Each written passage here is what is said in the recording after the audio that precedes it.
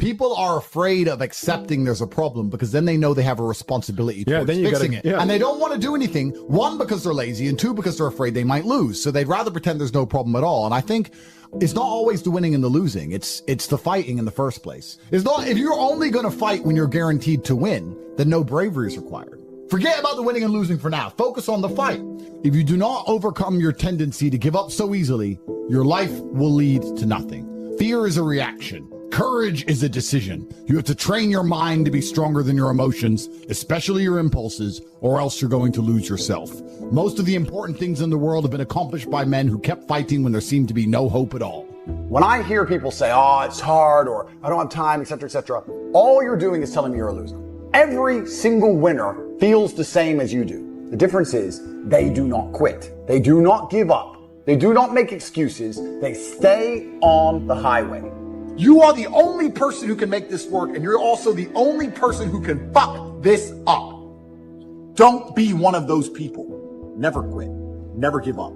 It's amazing what you can achieve if you never give up. There are winners and losers in the world. You are either a winner who dedicates himself, never gives up, continues to learn, does everything he knows he needs to do regardless of how he feels, or you're a loser who makes excuses and you stay invisible for the rest of human time. For there to be winners, there has to be losers. Therefore, if God is going to give you the chance to become a successful person, he has to make it difficult. He has to lay out a gauntlet, because within that gauntlet, some people will quit and they can go become losers, which allow the people who do not quit to be winners.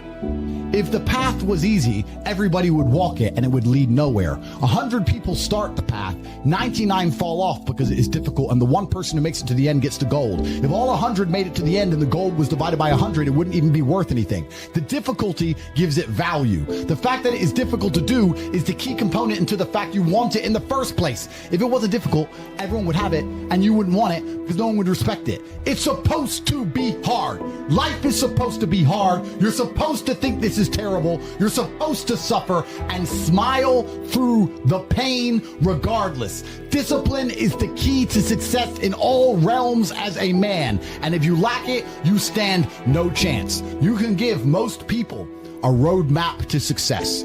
You can give them a Ferrari with a full tank of gas, and a lot of people still wouldn't make the destination because they would say the drive is too far away.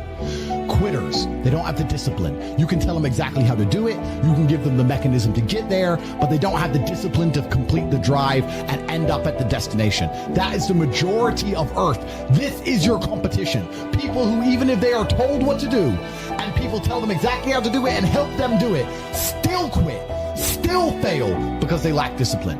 Even me, with my monumental powers, I can't make a quitter successful. It doesn't matter how good I am. It doesn't matter how easily I make it for them to succeed. It doesn't matter how compendious and concise and powerful the real world is. It doesn't matter how much I text them and motivate them, how many emergency meetings I do to try and talk to them and hype them up, how much motivation I give them. It doesn't matter what I do. If they are a quitter, guess what they're going to do? They're going to quit. No matter how simple the map is to read, no matter how fast the Ferrari is, somewhere along the drive, the sun's going to get in their eyes, and they're going to sit there and go, I don't like this is hard, and they're going to quit. Quitters are the number one type of people that nobody can help. If you're a quitter, I can't help you, life can't help you, God himself cannot help a quitter. So if you lack discipline, you lack the very basic building block to any type of success which exists on the planet. By every single metric which can be measured with science, you are going to stay a loser and a failure.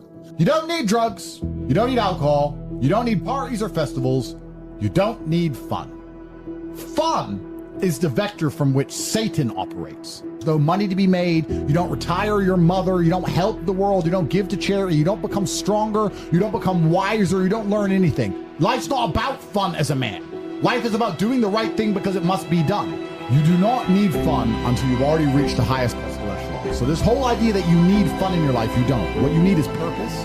you need discipline, you need things to do which are going to benefit you and the others around you, and you need performance metrics. You don't need to be waking up thinking about fun. You're not important. Nobody knows who you are. You're not physically strong. You're not financially wealthy. You have bigger concerns. Hey, what are we going to do this weekend? We need to have some fun. Really? Have you actually gone out there in the universe and made a mark large enough that you're allowed some time off to have some fun? You don't deserve any fun. You don't need any fun. You have work to do. These things you think are fun aren't fun. For a man, your contentment will come from your purpose, and it will come from your confidence, and it will come from succeeding objectives. It will never come from the easily accessible hedonism. You must earn happiness, you must climb a mountain, you must struggle yourself to happiness. That's extremely important. There must be physical, mental, social, some kind of spiritual struggle. The only other alternative to that, to feel good, is hedonism, and that's not going to satisfy you for very long, and it's also going to destroy your life. Next, you want to try and make as much money as possible. Not even necessarily for the money, although money is extremely important because it allows you to take care of yourself, but there's a challenge involved, and solving that challenge is going to make you feel more satisfied as a human. Happiness comes from success, and making money is success. You can continue to have fun. I'll be the boring one. Let me try for 6 months to give up all fun and just be boring. And then I learned some very interesting things during that time. Firstly, I learned that the whole idea of drinking for being social is now gone. We're at the age where if you were 21 and you didn't drink, you didn't have a life. 10, 15 years ago, you just went out, there's clubs, there's girls, you're drunk, it's like a social thing. And if you didn't drink, people were like, why? You were socially weird. But now you don't need that for socializing at all. There's no reason to drink for socializing because everything's online anyway. You meet everybody on apps. Nobody cares about drinking anymore. The second thing I learned is that being exceptionally regimented is fun. I enjoy it just as much. So now I'm sitting there going, well, I enjoy it just as much and I'm not damaging my health. I enjoy it just as much and I'm making more money. Who cares? I'm over it all. I want to run my empire. I want to spend time with people I love, and I want to beat my brother at Uno, and that's it. Maybe I've gotten boring. Maybe I've leaned too much into the boring character, but fun isn't fun. And then achieving things in work is fun. The only thing I guess I can say I do for fun is driving fast cars, but then I need to make $800,000 to buy a Ferrari. So it's still work involved, you know? There's still work involved.